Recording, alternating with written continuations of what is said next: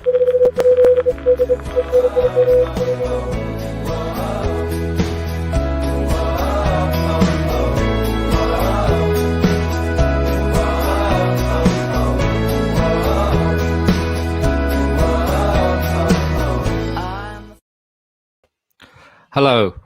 good, oh my God, I don't even know what time it is. Good afternoon.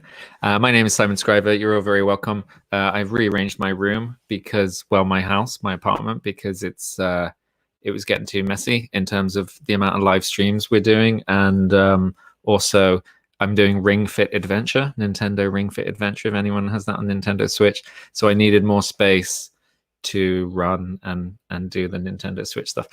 You're all very welcome. This is a bit of fundraising chat, bit of non-profit chat, whatever you want to call it.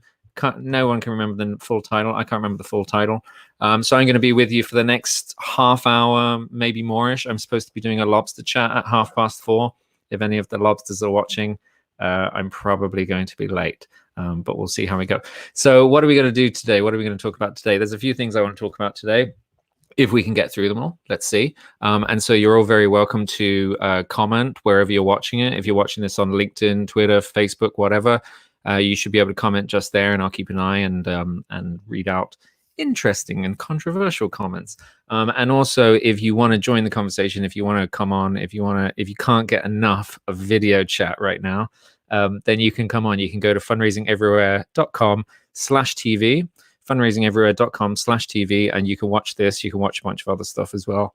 But there's a little button there. There's a red button there if you want to join the chat and come on. We're going to get a couple guests on today. So what do I want to talk about, and what do I want to hear your opinions on? If you want to get involved, if you're lonely, if you're isolated, if you have some strong opinions about what's going on, then give me a shout. First of all, or at some stage, we're going to be talking about whether it's wrong to be asking for donations right now. I've seen a lot of interesting thoughts on this. People saying that charities should not be asking. Other people saying some charities should be asking. And then we get into that hierarchy of which causes are more important than others. People saying only COVID-19 causes should be asking right now. And other people saying that there's only some COVID-19 affected causes that are worthy to be asking right now. So it's all very complicated. So I'm curious what you think. Should your organization be asking right now? Should some organizations not be asking right now? And then just in general, is there a ranking of importance of charities? What charity or what cause do you think is dumb? Someone who said to me, they were telling me about a game they play in their nonprofit. I'm not going to name them. I'm not going to tell you who it is, but they were saying that they do a thing where they go around the table and they say, name a cause or a charity which you think is dumb.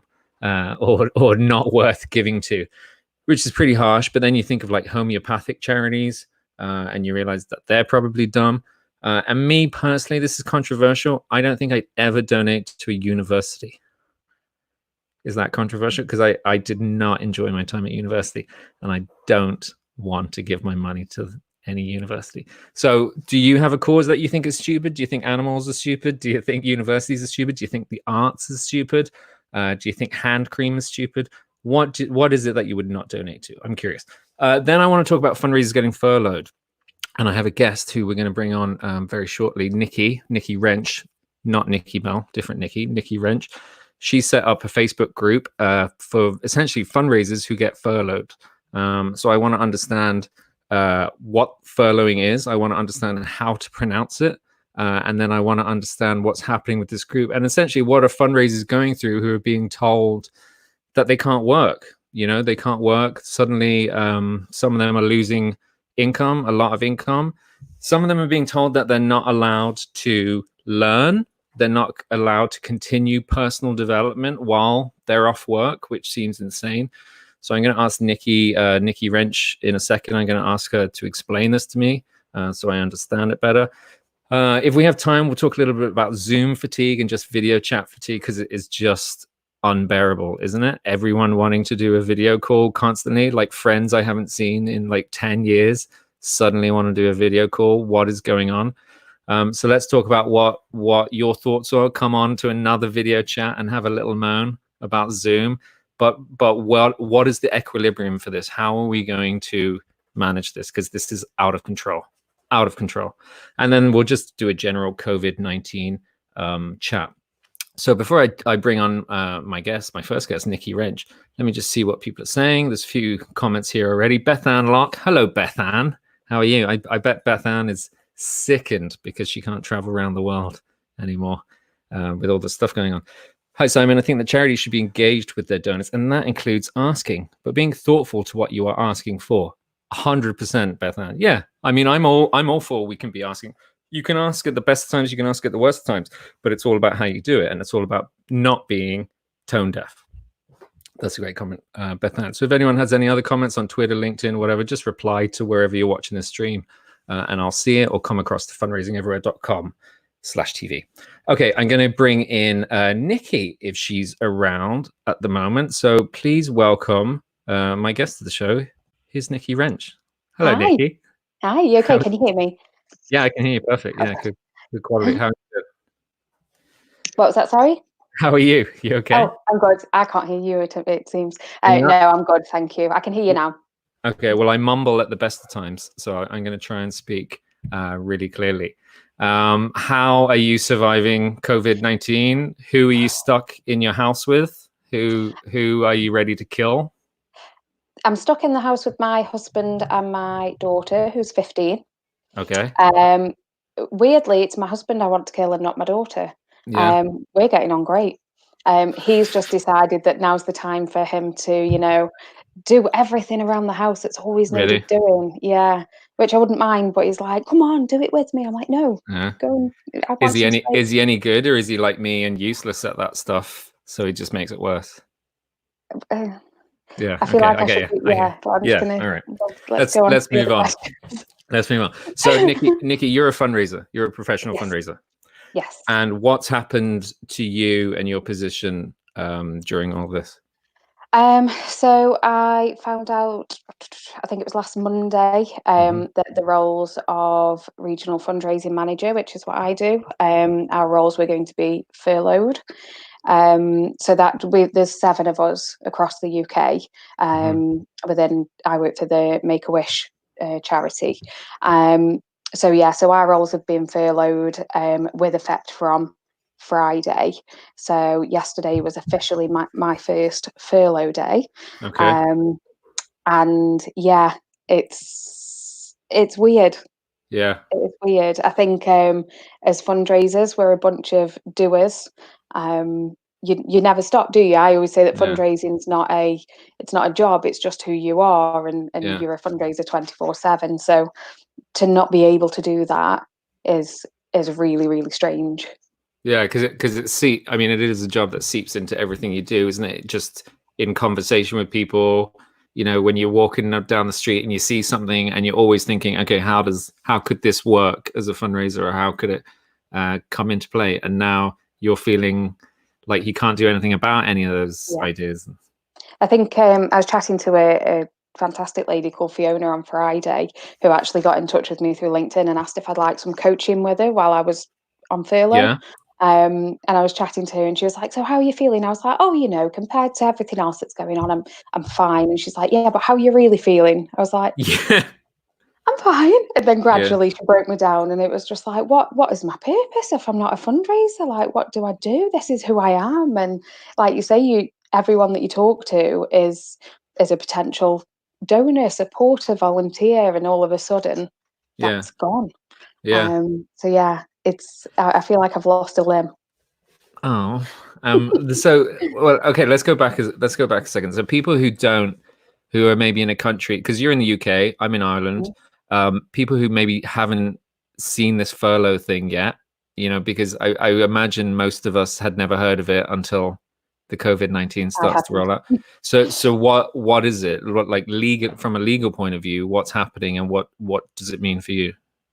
Okay, so my understanding of it is that you can be furloughed if you potentially don't have a job within your organisation because of coronavirus.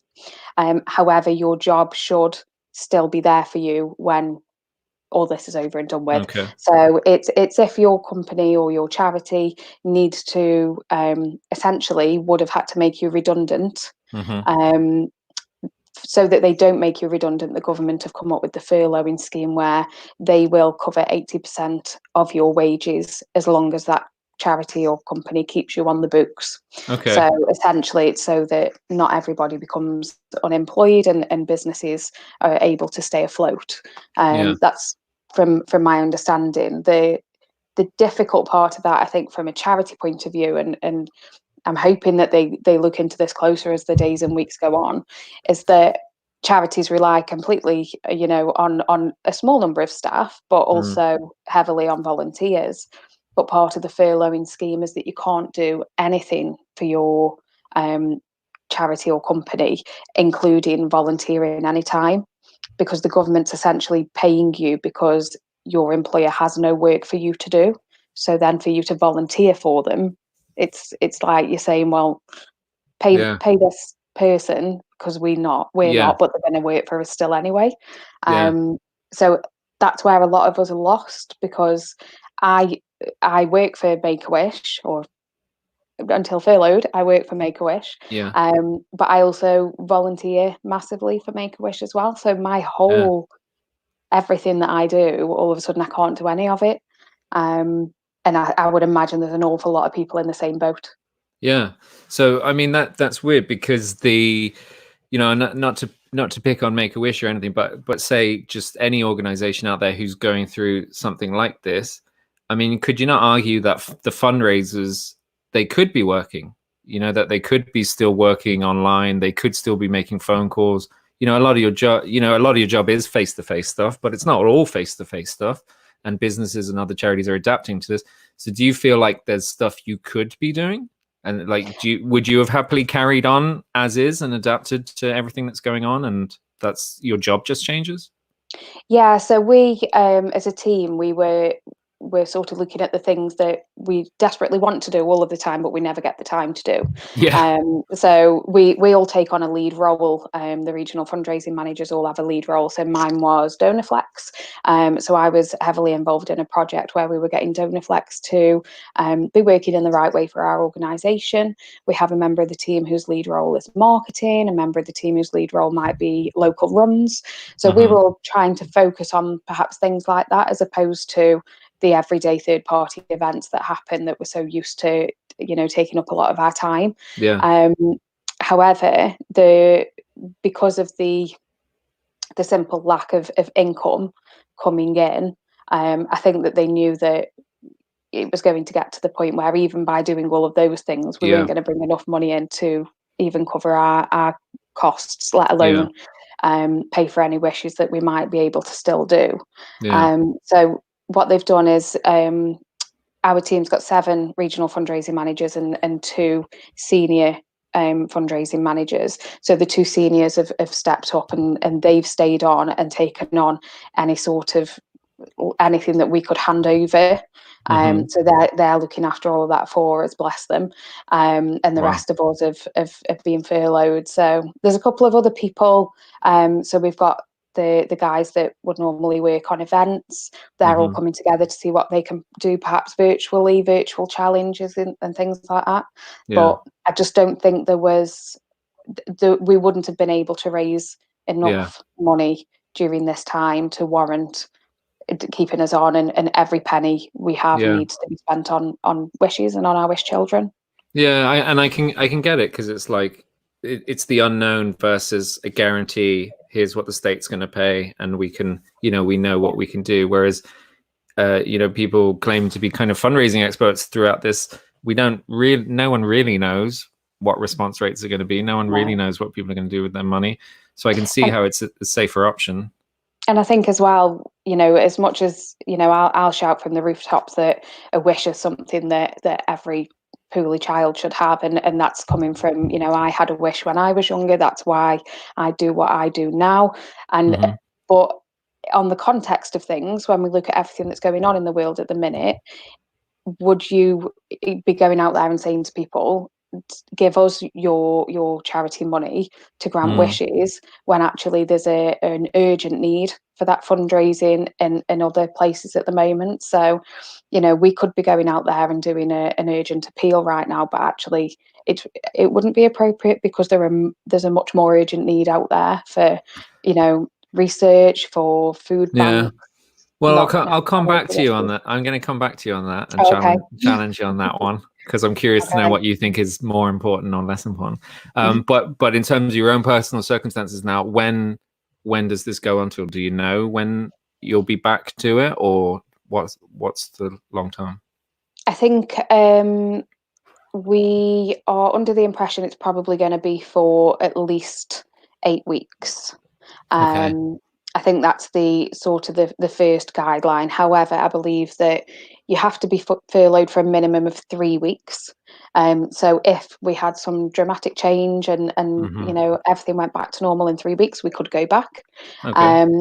I'm also aware that for the amount of money that we will lose by the end of this, what we've predicted, our organisation is going to be a very different organisation at this point. So Make-A-Wish, Yeah. although it's a big brand, it's actually quite a small charity.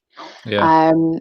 How we then go on to work going forward is going to be very different to what we were doing 2 months ago. Majority of our wishes were travel wishes. We don't know when that will ever pick back up again. These Where are we'll be able to kids spend who our want to go to holiday. like Lapland, Disney, Universal, Yeah, things like that. absolutely anywhere across Europe or over to Disneyland, Florida. We don't know if we can grant wishes like that again. Yeah. So I think Jesus. internally now they'll be having those conversations about what our organisation will look like after this. Yeah. So potentially there's scope for, you know, organisational change and restructure there as well. Of course. I mean, even the biggest charities, they don't have a big pot of money sitting there. You know, usually reserves are maybe 2 months, 3 months And that's it. for the most prepared charities. So Yeah, because you're so strictly guided with regards to yeah, reserves, nobody should sit there and have loads of money yeah, pooled away. So this won't just be, you know, small charities that this will hit. It will hit. You know, I've seen hospices really struggling, but even your big charities are going to feel this, because they might have had bigger reserves than the smaller charities, but they probably got much bigger outgoings as well. absolutely, yeah. And I've heard rumors about a couple huge charities who you know, it doesn't look good for them, but I mean, we'll see.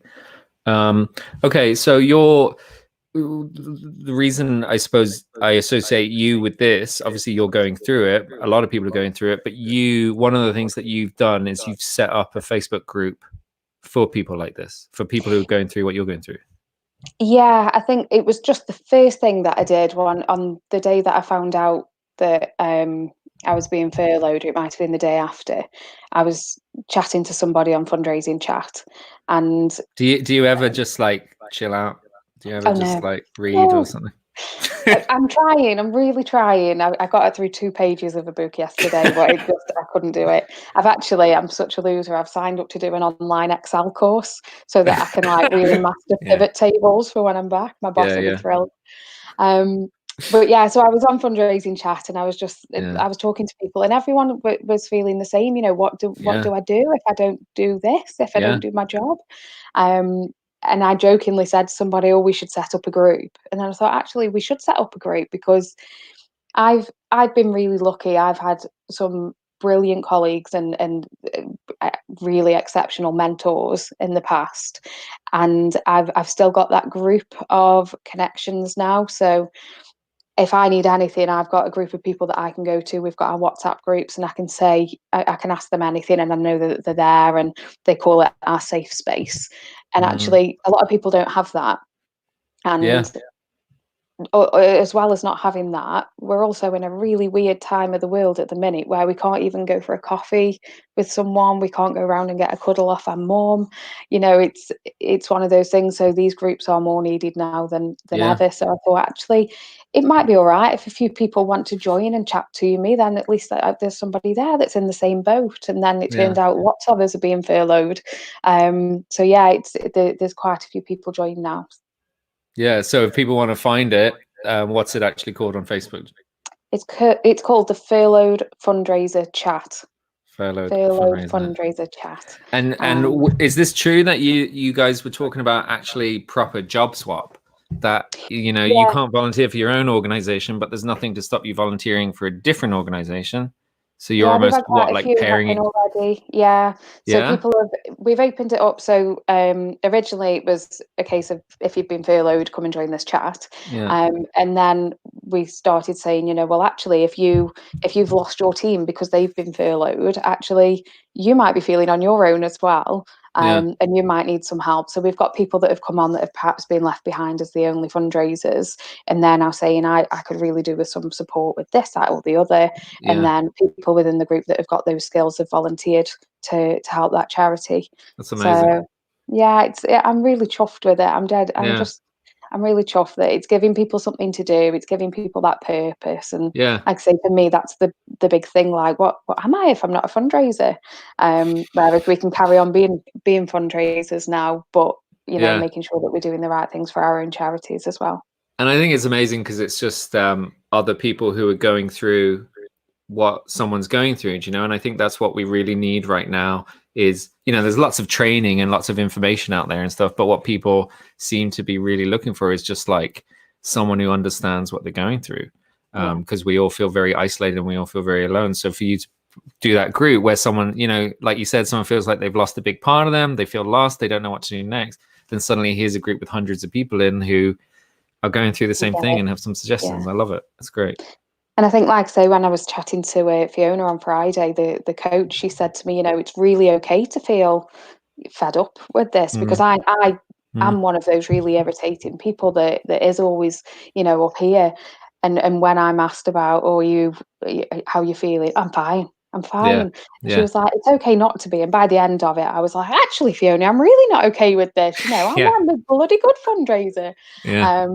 But and actually that's a great thing for the group, where people can say, I'm a bit fed up about this. Yeah.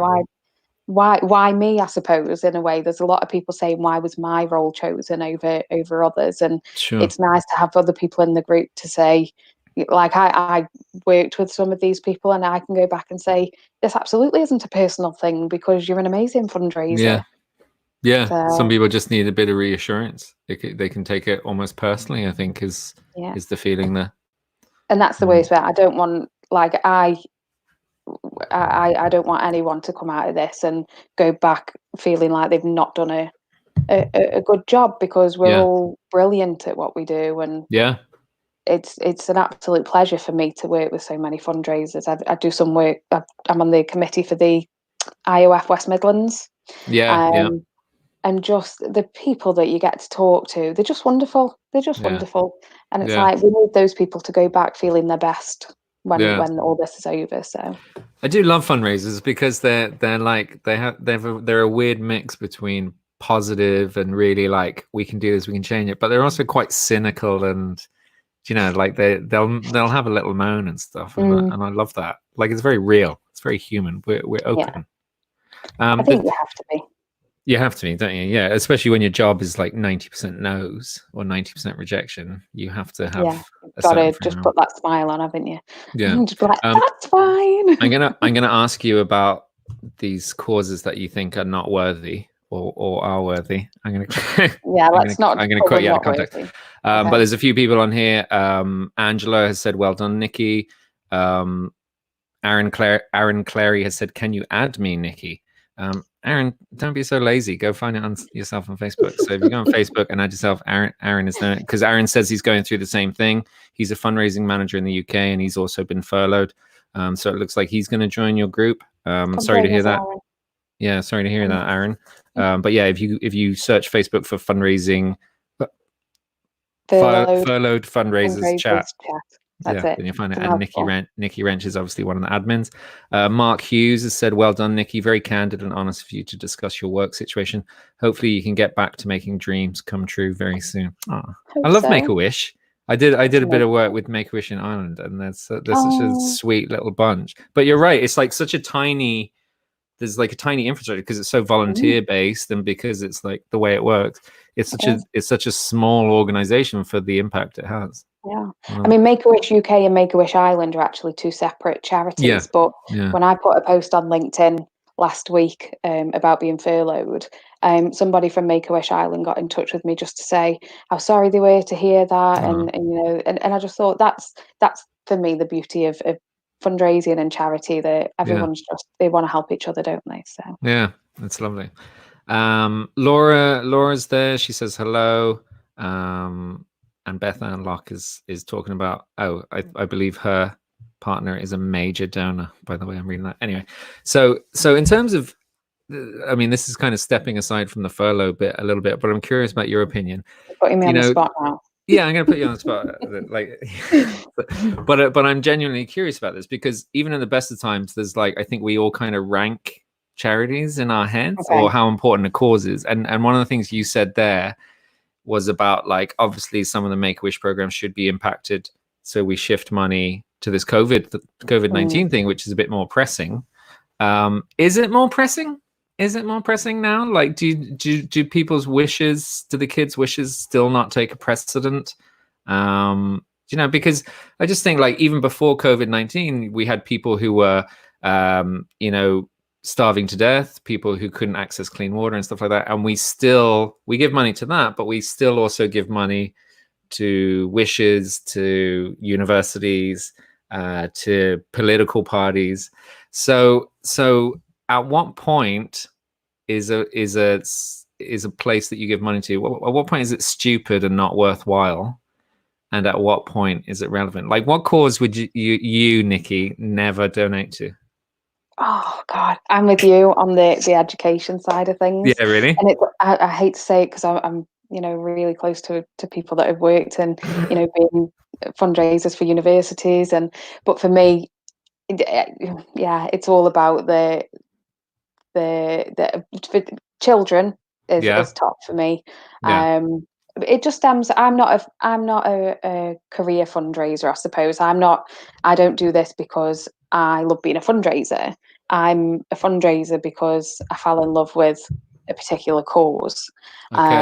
So for me, I had my own illness when I was younger. I had a wish from Make-A-Wish, and then I became a volunteer for Make-A-Wish further down the line. And through that, I then met some amazing families who were using our local hospice, and I then volunteered for them. I then worked there for 5 years, and then after that, Make-A-Wish had a job come up in the Midlands, and I went for that, and now I work for Make-A-Wish. So for me, it's always been about the cause, as opposed to wanting to do the job. I fell in love with what I do through that. So it's all about the children.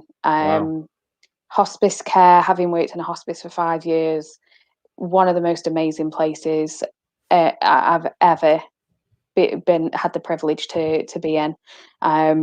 So yeah, that they would top my list. Make-A-Wish kids, and you've really shut me up. By you've really shut down the time. So am I allowed to ask you a couple of things about your wish? Like, do you mind? Like, feel free to just hang up or whatever. No, it's fine. But the how old were you when you got your wish? So I was 15 when I was diagnosed with leukemia. And then when I finished my treatment the following year, I was referred for a wish, because I couldn't do anything during the time that I was ill. I was an inpatient. So at the end of my treatment, one of my nurses referred me for a wish. Wow. What type of leukemia did you have? Do you mind me asking? I had acute myeloid leukemia, AML. Same as my father. Same as my father. Okay. So it's more common in adults than children. But with being on the threshold, with being 15, they thought I was going to get the childhood one, but when the test came back, I had the adult leukemia, they called it. So, and when you oh, great, I'm an adult, thanks. Yeah, it said to me, let's just really hope you've got ALL. We'll keep our fingers crossed for ALL. And then they came back and went, oh, we're really sorry you've got AML. I was like, oh, great, thanks. Yeah, thanks for that. Really reassured me. Can I ask what your wish was? Yes, so my wish was to have a holiday with my family. So we had grown up as a family. We'd got a touring caravan, and we spent our weekends and our holidays going to Wales and Scotland, and just it was just our thing. We went in our caravan and we loved that time together. And then being an inpatient in hospital, and if you've been there with your own dad, you'll know that no matter how much you try, you do become a little bit disjointed. My mum and dad were trying so hard to make sure I was okay, that without even realizing they were doing it, they were leaving my sister out. She was 18 months older than me, and so at the end of it, me and my sister weren't very close anymore, and I just wanted just that one bit of normality again. So I was like, I just want, even if just one more time, if we could all just go on holiday somewhere. And I said, my dad doesn't like planes, so anywhere in the UK. And I was really excited. I thought they're going to send us to Centre Parks, like this is my moment. And they came back and offered to send us on a cruise. Dream. But it's amazing. So the Wish visitors, they questioned us, and I was like, no, it's got to be in the UK. And they were like, okay, so when you're old enough to go away without your dad, where would you go? And I was like, oh, I'd go to Ibiza with my friends, which I've never done. Yes. And they took all of that back, and they went and had a look into how they could get me to Ibiza without going on a plane. And they sent us on a cruise that stopped off at Ibiza. So yeah, it was amazing. That is amazing, isn't it? That's so lovely. This is why. So how could I then not want to help this amazing organization? We walked onto that boat. We walked onto that boat as 4 people, and we left as a family. So I fully understand the importance of a wish. I know that it's not just a nice thing to have. It's not just and I'm not working, Boris. I'm not working. He can't hear you. He's okay. He's got some trouble. He's indisposed. But it is one of the most important things. And for us, that was when we got our closure, and that's when everything changed for us. And every year since then, we've had a holiday together as a family, and it's been 20 years. And we've had a holiday every single year together, whether it be just the 4 of us, now with kids, husbands, dogs. It's just become that thing that's ours. That's lovely. Oh, I'm getting a bit teary-eyed. Sorry. Oh, that's don't. Really sweet. Don't. It's a nice thing. I know. I mean, I love Make-A-Wish. I love Make-A-Wish at the best of times, or at the worst of times. I just think it's such a straightforward charity. Everyone loves it, don't they? But just to hear one of the fundraisers, because I already know of you, but I don't know your background. So to hear that you were a Make-A-Wish child and then you come through as a fundraiser, it's incredible. I couldn't do anything else. But when I say about, should we be asking people to fundraise for us right now? Yeah. That's said in a, if we were still able to grant the amount of wishes that we were before, in my opinion, yes, absolutely, we should still be asking people for that money. But the reason I think not is because our wish load has had to reduce dramatically, because I think it was 85% of our wishes were travel. So you just simply couldn't even deliver.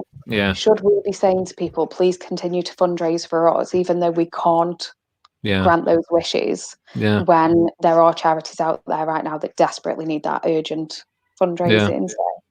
I think that's a very human, lovely stance on it, because I think there is a mindset usually of a lot of people that charities are competing for the same amount of money, and so that's why we don't see as much collaboration as we should. But this seems to a certain extent push that aside, and I think we're seeing more collaboration than ever, because I guess partly we have to, but just people seem a bit more human and a bit more generous at the moment and wanting to work together. So it's nice. All right, thank you, Nikki. That was lovely. That's okay. Thanks for having me. We'll chat again soon. Yes, definitely. I've so many more questions about Make-A-Wish. But so I'll chat so again, all day. Nikki Wrench. If you want to find Nikki Wrench, I know you're on LinkedIn. You're on Twitter as well, aren't you? You're more of a LinkedIn person, are you? More of a LinkedIn, yeah. You're more of a LinkedIn. I can't fathom Twitter. I don't get the hashtags and the arts. It's a bit much sometimes. Yeah. All right, so Nikki Wrench, find her on LinkedIn or Twitter, and then the Facebook group obviously is Furloughed Fundraisers Chat. And the good news is Aaron Clary has joined and been accepted, so he's in there now. Thank you very much, Nikki. I hope everything goes all right with you and your family, and mind yourself. And if obviously if myself or Nikki Bell can do anything for you, then give us a shout. Thank you. Stay safe. Stay safe. Bye. That's Nikki Wrench. We're not technically, I don't think, allowed to promote her charity and donation because she's technically not working, but I think I'm allowed to. So if anyone wants to go make a donation to Make-A-Wish, then do go make a donation to Make-A-Wish. I can't believe I had a Make-A-Wish child on the show. That's amazing, isn't it? Oh, she's lovely.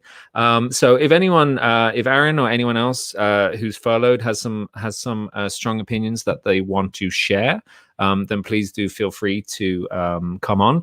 Go to fundraisingeverywhere.com/TV. You can watch the live broadcast there. We show a bunch of stuff all the time on fundraisingeverywhere.com/TV. So please do feel free to come and check that out. But you'll see a button on that page as well to join the live chat. If you click on that button, then you'll come on and we can have a chat about it. It would be good. Laura, our good friend Laura, who, if you watch the show on a regular basis, you'll know she's a regular feature of it. She's asking, can furloughed fundraisers fundraise for things that are personally important to them, like hand cream for nurses? Yes. So furloughed fundraisers, my impression of it, and someone can disagree with me, is that furloughed fundraisers, they just can simply not do anything for their own organization. So they can't fundraise for it, and technically they can't do personal development and learning that's going to benefit the organization. So it's a bit nuts. So but by the sounds of it, you can fundraise for anything else you want. You can do you can volunteer for any other organization. You just can't volunteer for your own organization. That seems to be the rules around it. Laura's talking about hand cream again. She's obsessed with hand cream. Laura is running a fundraiser for hand cream, which I have donated to, and you're welcome to donate to. And I'm sure Laura Crowdaker, if she comes on, or if you find her on LinkedIn, she'll send you the link. Basically, she is raising money for to provide hand cream to nurses and people in the medical industry who are not getting access to that because we're just not getting access to stuff we need. And I saw another one recently about nurses and stuff whose ears are getting all fucked up because they're wearing masks so much. And so this, I think a little kid has invented some new kind of mask which doesn't hurt as much. So I like that. So it's the same thing. They're wearing gloves all the time. The hands are getting fucked up. And so they need hand cream. And this is actually part of where this conversation started about the ranking of charities, because there was someone replied to Laura's thing. I mean, to be honest, it was kind of funny. I donated to it, I because I love Laura. I think she's great. I think she's amazing. I donate to it, even if I thought her cause was stupid. I think this cause isn't stupid, but still, I donate to it. But someone in the sector said, "Well, I'm not going to donate to that, Laura, because," and I'm paraphrasing here. I'm not going to donate to that because I think the government should be providing it. And I just thought it was so funny because as someone who works in the sector, and this person who said this is representative of the sector, they're an umbrella body. It was just a weird statement, because surely you could fucking say that about pretty much everything in our sector, that the government should be doing it. Like none of these causes, or very few of these causes, should exist if this was actually being, if society was being run properly and if our government was being run properly. So I don't know. So I'm going to bring Laura on. We'll try and get her. We'll see if she can tell that story a little bit better than me. But also, it's just nice to check in with Laura, isn't it? So let's see how she goes. Here she is. Hello, Laura. Hi, Simon. How are you? Hi, Aaron. Thanks for your donation. Hi, Laura. You look amazing. You look fantastic. You're all like dolled up and stuff, are you? Or is this just normal? I am joining a load of Americans on a conference call shortly, so I decided to put some fake tan on. Did you really put fake tan on? It's a bit much, I wanted to feel like I'd been on holiday, because I was meant to be in Marbella this week, but I'm not. Oh, I'm sorry. So, anyway, truth. Well, you look great. The background looks amazing. Is that a real background, or is that one of those Zoom backgrounds? No, this is my office. Ah, it's really nice. Lots of plants. I know you're big into your plants. Got a large tub of hand cream down here. Okay. When does mine arrive? When does the one I need to put another order in, but I was stocked it. I bought 20. So I'm going to do the rest this week. So yeah, thanks for the share there. I decided. Yeah, that's right. And I was happy to donate. Can't remember how much I donated. I think it was £500, £600, something like that. But so did I summarize it right? I mean, it's essentially they're not getting these basic supplies, and their hands are all chafed to fuck because of all the gloves and stuff.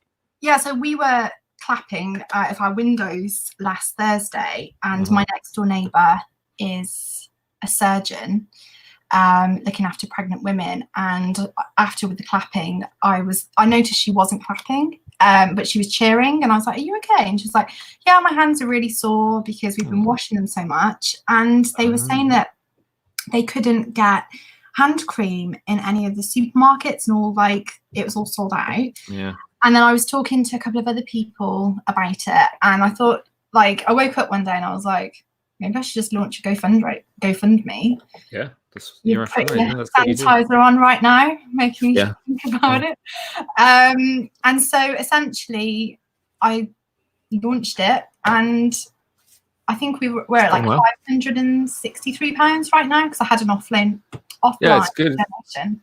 It's good, isn't it? Somebody was quite negative about it and was like, yeah, I should be providing that. I'm gonna play God's advocate on this one.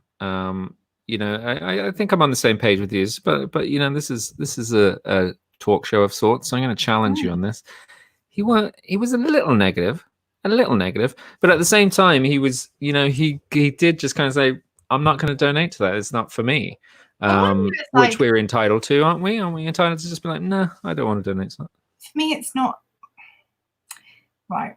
For me, if you haven't got anything nice to say, don't say it. Because ultimately, if you're knocking somebody, although they did come back and be like, "I'm not knocking your effort," like, of course it would be amazing in an ideal world if the government provided everything people need, because most of us could be like, my job's done, right? However, and I always say, actually, whenever I'm in, like, if I'm in a job interview or whatever, like, they say, "What is your goal?" And I'm like, to close the organization down. Like, I'd love to get to the point where I'm able to be like, we've done our job, you know, let's close our doors because everybody's got what they need. But that's not really the way the real world works.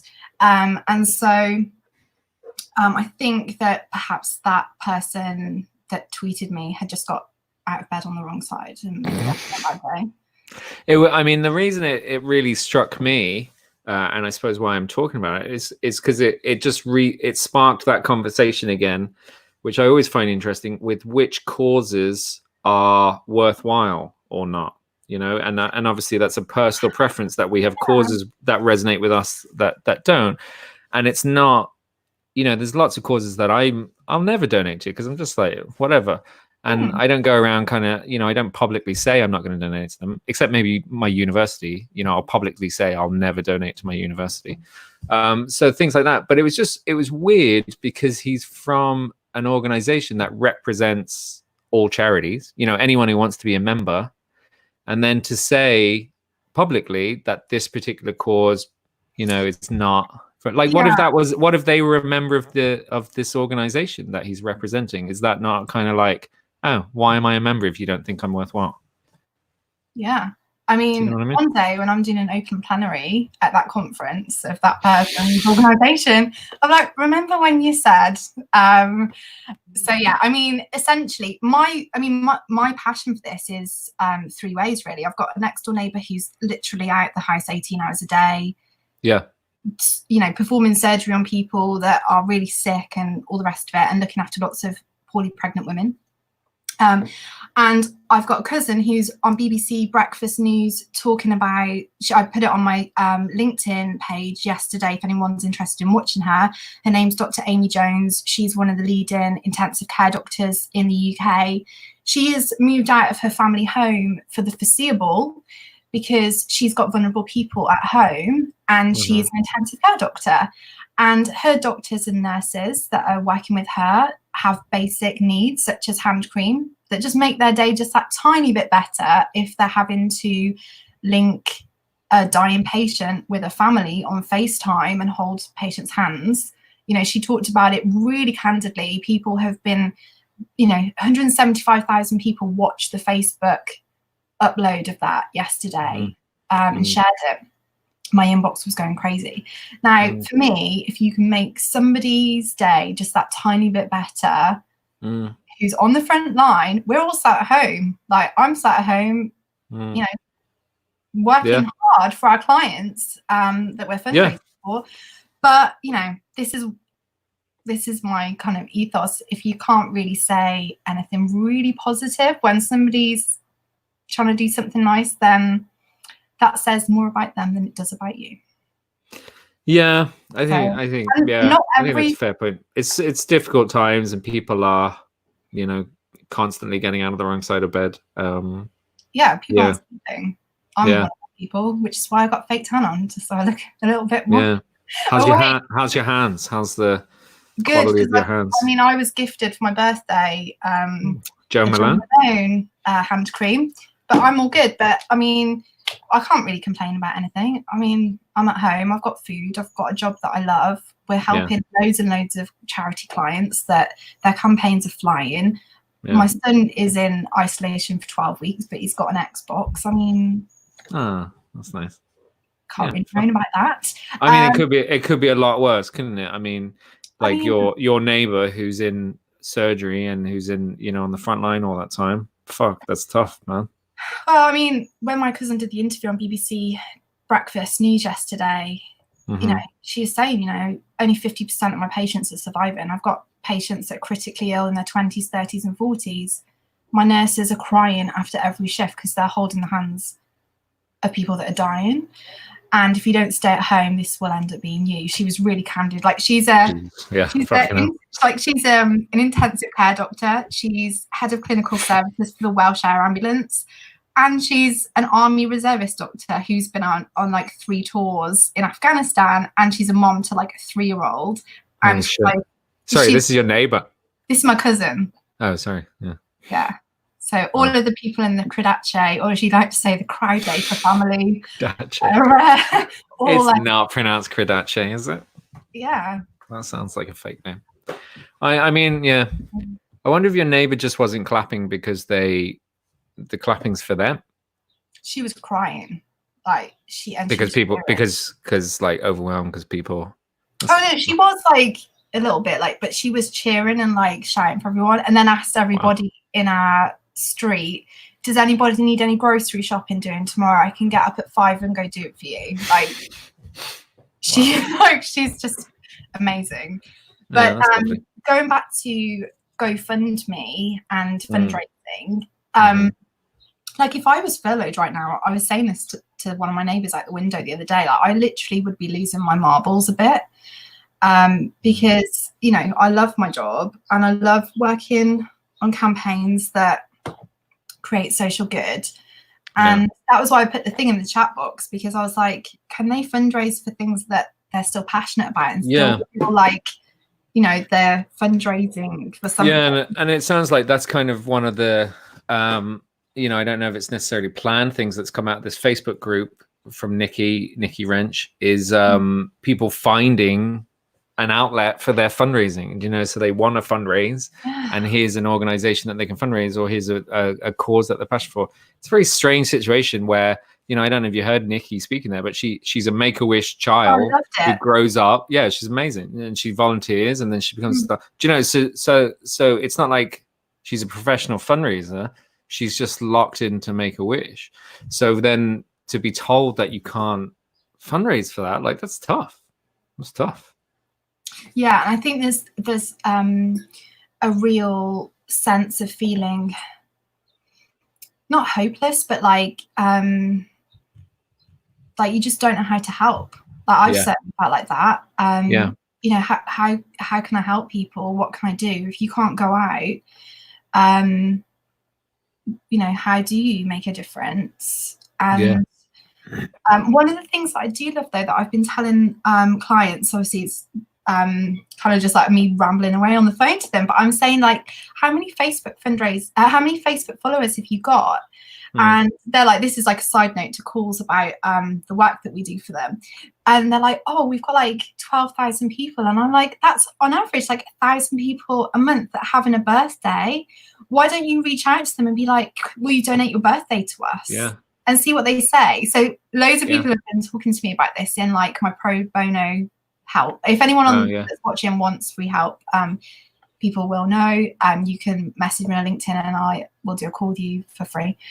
So we've launched like 19 I've launched 19 campaigns with people. I've done pro bono calls. Wow. And they're going really well. Yeah. So that's exciting.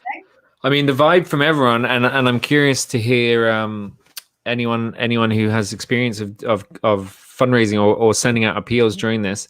Everything I've seen so far is that the response rates are amazing. Oh you my know, God. like, I mean, you had said before that they were high.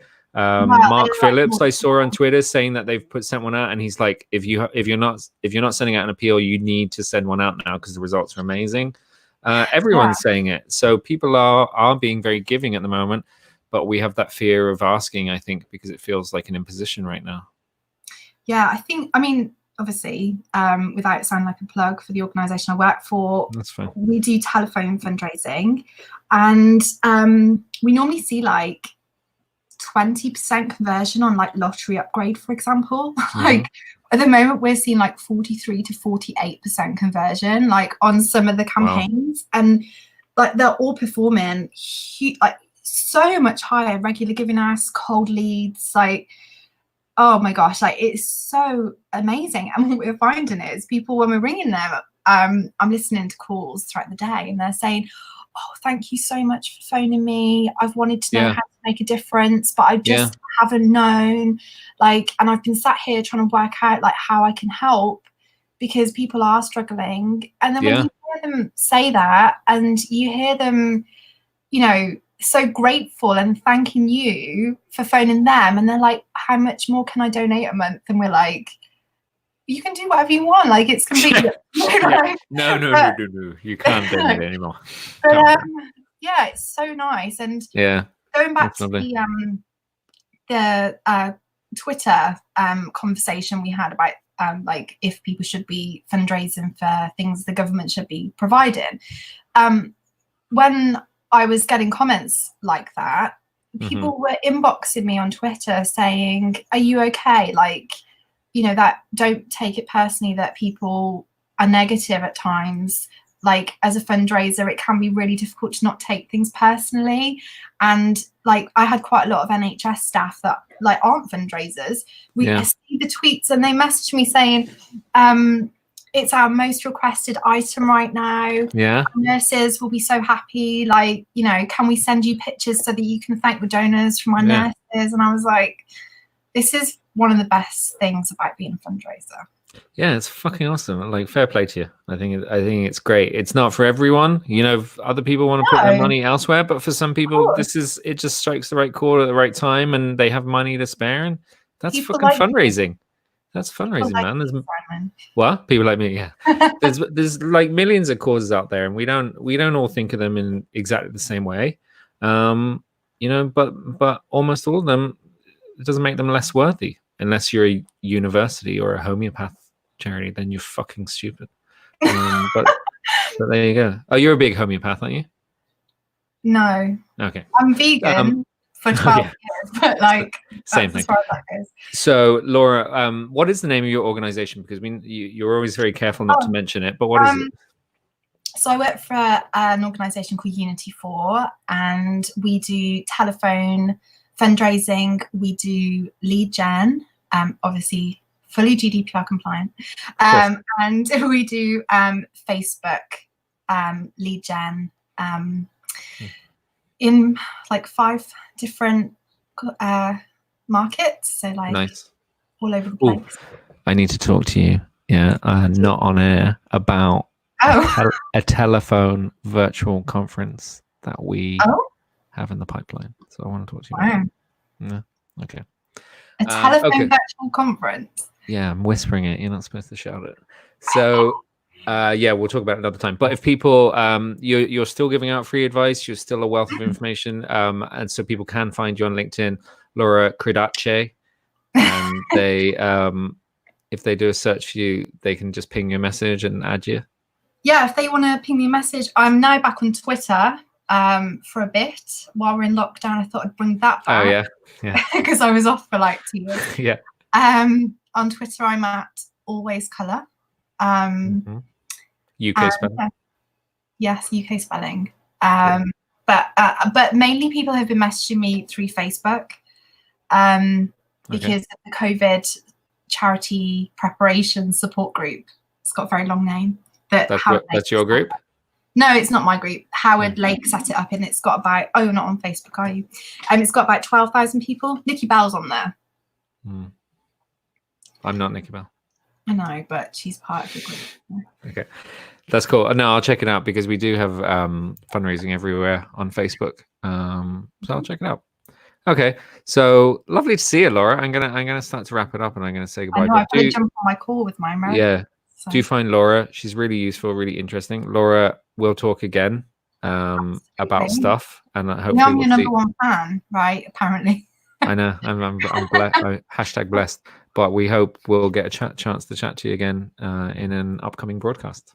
Are you a fan of The Drunk Chef? We're going to cut across The Drunk Chef soon.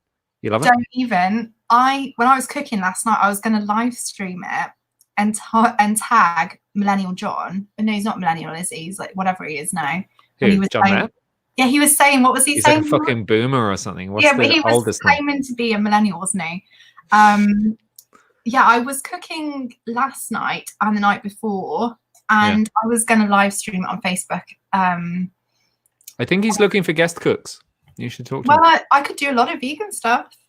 So. Yeah, and you could do a vegan show on Fundraising Everywhere TV. Well, I might have to get like organized for that. Yeah. So we can talk about it. Let's chat about it. Okay, I'm gonna get rid of you. Nice to see you, Laura. Lovely to see you. We'll chat to you again. Thank you. Bye. Thanks very much. That's Laura. Very good. So she, yeah, I mean, that was interesting. That's what got me thinking about what causes are more important than others. I'm curious to hear your view. If you have any views about what's a dumb cause or what cause you would never donate to. But we're going to wrap up in a minute anyway, because we're going to cut across to Fundraising Everywhere TV. If you have never seen Fundraising Everywhere TV, it's on every week on social and are at fundraisingeverywhere.com/TV. We have a bunch of nonprofit type people around the world who contribute regular pieces. It's not 100% business, but it's not 100% personal. And so you can justify watching it in any scenario, have it on the background. So coming up tonight, we have a brand new episode of The Drunk Chef, John Lepp, where he's cooking something old-fashioned. I can't remember what. We have a cameo from Howard Lake, who's going to be tickling the ivories and playing a song for us. We also have the debut tonight of Gold's Gone Wild. So Gold's Gone Wild have their own show on Fundraising Everywhere TV now, which I'm very, very excited about. This is good. So it's 4 amazing fundraising type. Actually, I don't think they're all fundraisers, but 4 amazing ladies, women helping women succeed. The name of the show is Talk is Cheap. And so they'll be talking about some of the hot topics of today, whatever those might be. I'm assuming COVID-19, but we'll see. Sometimes we have the unsteady hand, Mo Onstad. He is not appearing tonight. And then coming soon, we have Charity Island Dis with Wayne Murray. So we have a bunch of programming coming up. Fundraising Everywhere TV, have it on the background, interact, chat, watch, whatever you want to do, ignore it. We've got some cool stuff coming up on that. So we're going to cut across the Drunk Chef in a moment. Oh, do you want to see this video clip of my son from a few years ago? Here we go.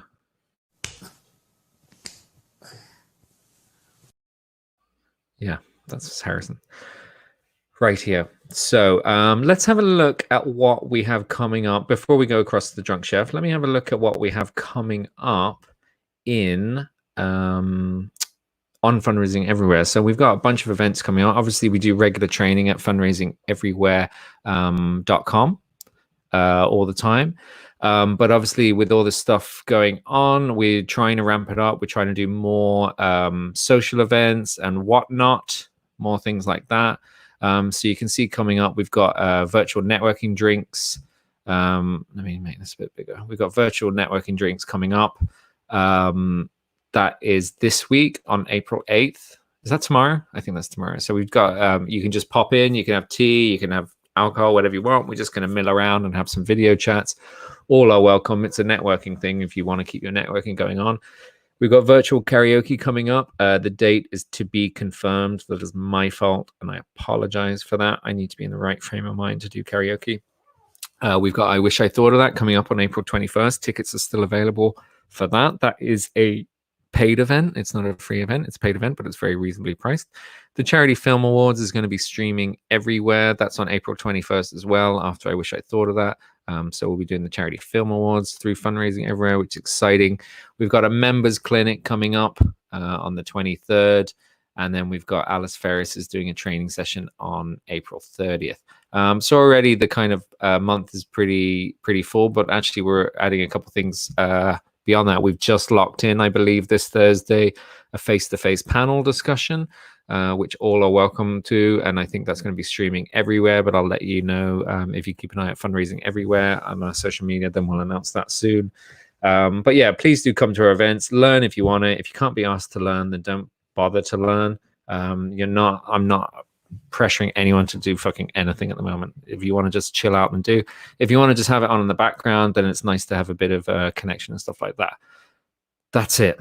Okay. Thank you all very much for joining me. We will be back again soon. Well, we're here every Tuesday at 4 p.m. Irish time. I'm going to be doing this. Actually, I might have to rearrange that because I'm clashing with the Lobster Chat and they're going to kill me. So Tuesday afternoon, evening, we do this every week. We might do some bonus streams of this coming up.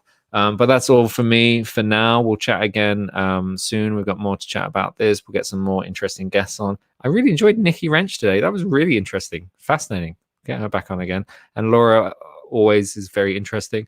And so that's it. So now we're going to cut across to the Drunk Chef. Well, am I going to do a little outro thing? No. Oh, do you know what? I'll do my little credits thing, will I? I love doing my credits. And then we'll come back to the Drunk Chef. Okay. So that's it. Lovely to see you all. Thanks for joining me. Take care of yourself. I hope you're doing well.